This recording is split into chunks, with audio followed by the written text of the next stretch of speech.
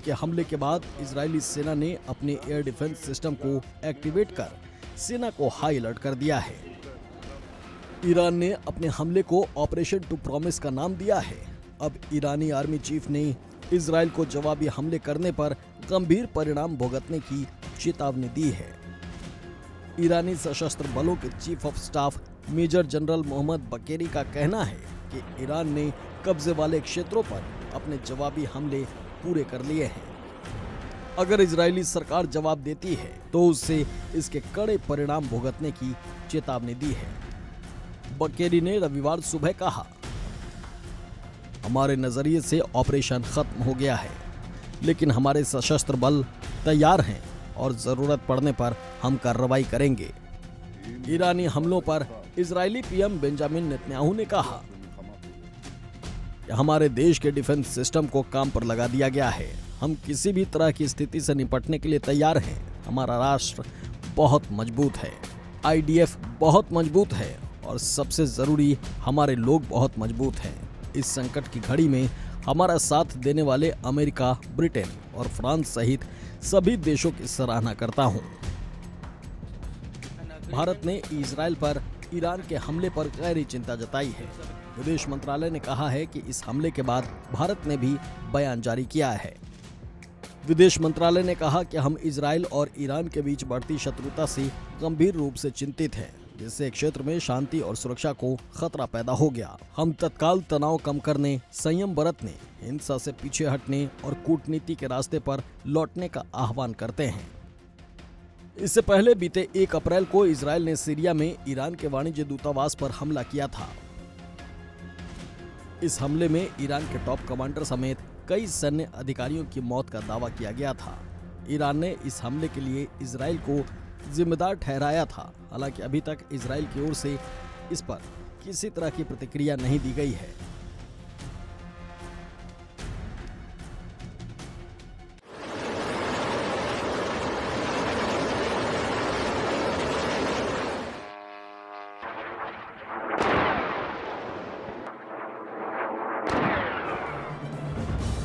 Iran ने Israel पर हमला बोलकर ये जता दिया कि उसने जो बोला था उसने वही किया, यानी इजरायल से ईरान का बदला पूरा कर लिया। ईरान ने पूरी तैयारी के साथ ये हमला बोला था। 150 ड्रोन अटैक इजरायल पर किए गए तो बैलिस्टिक और क्रूज मिसाइल को भी ईरान ने इजरायल की ओर दागा। हालांकि इजरायल भी ईरान की धमकी को लेकर तैयार था। ऐसे में इजरायल के आयरन डोम डिफेंस सिस्टम ने ईरान के हमले को काफी हद तक नाकाम किया, तो फाइटर जेट से भी ईरान को जवाब दिया गया। Iran has launched a direct attack from Iranian soil towards the state of Israel. We are closely monitoring Iranian killer drones that are en route to Israel sent by Iran. This is a severe and dangerous escalation. Our defensive and offensive capabilities are at the highest level of readiness ahead of this large-scale attack from Iran. Together with our partners, the Israel Defense Forces is operating at full force to defend the state of Israel and the people of Israel. Israel पर Hamas के हमले के बाद से Iran Israel को target कर रहा था। हाँ, ये बात और थी कि ईरान अब तक खुलकर सामने नहीं आया था। तो हाल में इजरायल के एक अटैक के बाद से ईरान पूरी तरह से तिलमिलाया हुआ था।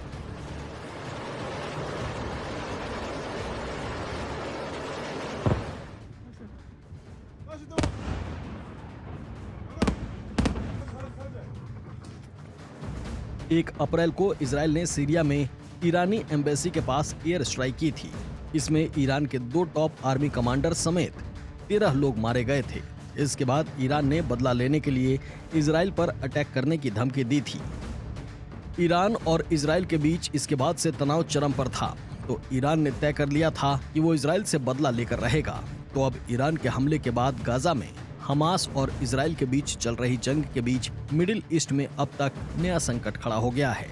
हालांकि अब ईरान इसी बात को जाहिर कर रहा है कि हमला पूरा हुआ और अब ये बात यहीं पर खत्म कर दी जाए, लेकिन इजरायल वो देश नहीं है जो किसी भी हमले को लेकर चुपचाप झेल जाए।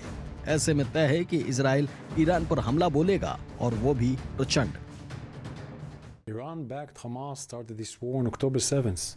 Iran-backed Hezbollah expanded this war on October 8th, and since then, Iran-backed militias in Iraq and Syria and Iran-backed Houthis in Yemen have expanded this into a global conflict. Iran is the world's biggest state sponsor of terror.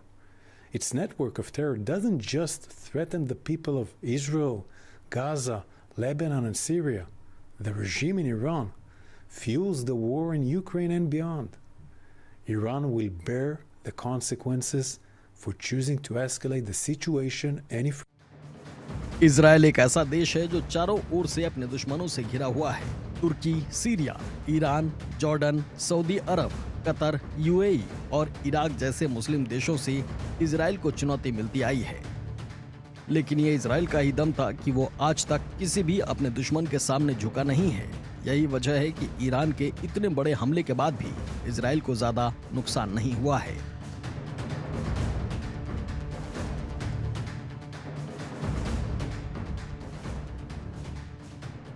Iran ने 200 से ज्यादा drone और मिसाइलों के जरिए Israel पर हमले को अंजाम दिया, जिसमें ज्यादातर को इजरायली एयर स्पेस में घुसने से पहले ही इंटरसेप्ट कर लिया गया। हालांकि इस हमले में इजराइल के दक्षिणी हिस्से में मौजूद एक मिलिट्री बेस पर मामूली नुकसान हुआ है। पिछले 2 सालों में रूस यूक्रेन, इजराइल फिलिस्तीन, इजराइल हिजबुल्लाह, चीन ताइवान, अजरबैजान आर्मेनिया में जंग हुई। रूस यूक्रेन का युद्ध अब भी जारी है।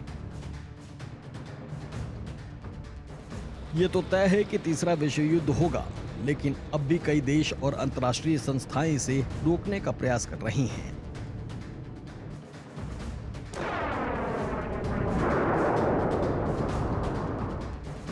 साम दाम दंड भेद और नीति हर तरह के पैंतरे का इस्तेमाल करके जंग रोकने का प्रयास चल रहा है। फिर असल में ये जंग होगी किसके बीच, ये बड़ा सवाल है।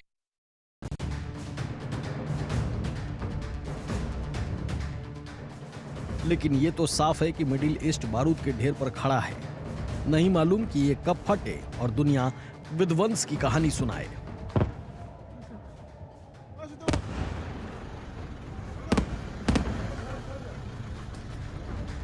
Bureau report, India daily live. तो ईरान ने आधी रात के वक्त को चुना इजराइल पर हमला करने के लिए। एक साथ ईरान की तरफ से 300 मिसाइलें और ड्रोन से अटैक किया गया। ये मिसाइलें दागती इजराइल पर, लेकिन इजराइल की भी तैयारी पहले से थी इस हमले को लेकर। एक भी ड्रोन, एक भी मिसाइल इजराइल की सीमा के अंदर नहीं गिरने दिया। इजराइल की सीमा से बाहर ही मार गिराया गया इजराइल की तरफ से। लेकिन ईरान जिस दम पर इस तरह से लगातार इजराइल पर हमले अब कर रखा गया, इसके पीछे की वजह है ईरान की मिसाइल पावर। आइए आपको बताते हैं ईरान की मिसाइल पावर क्या है और कितनी ताकत ईरान के पास है।